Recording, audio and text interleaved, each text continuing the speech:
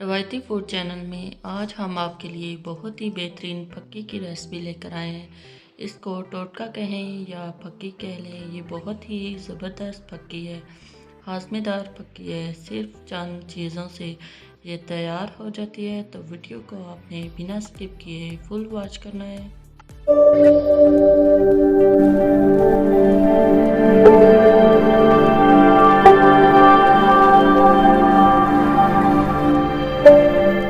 अस्सलाम वालेकुम viewers, रवायती food channel में खुश आमदीद। कैसे हैं आप सब? उम्मीद है कि आप सब खैर आफियत से होंगे।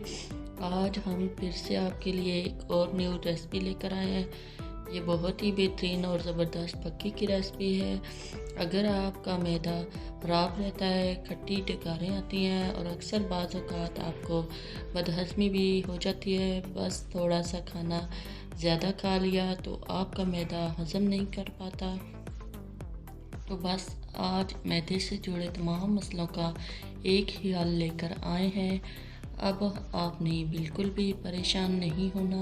आप जो चाहे खाओ, ये एक ही रेसिपी देसी चीज़ों से बनी पक्की वाहिद इलाज है। इंशाल्लाह आपका मैदा अब ख़राब नहीं होगा। तो चलें रेसिपी स्टार्ट करते हैं।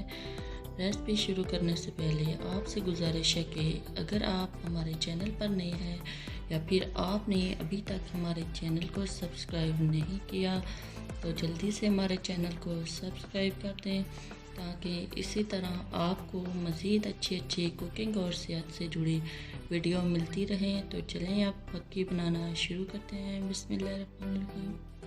ये हाज़मेदार फक्की बनाने के लिए हमें सिर्फ 3 देसी चीज़ों की ज़रूरत है।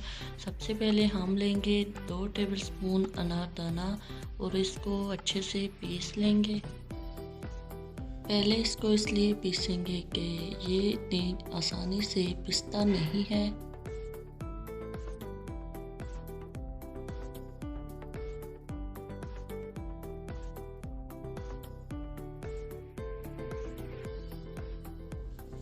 यहाँ पर आप देख सकते हैं अनारदाना अच्छे से पीस चुका है। अब हम इसमें 2 टेबलस्पून सौंफ ऐड कर देंगे।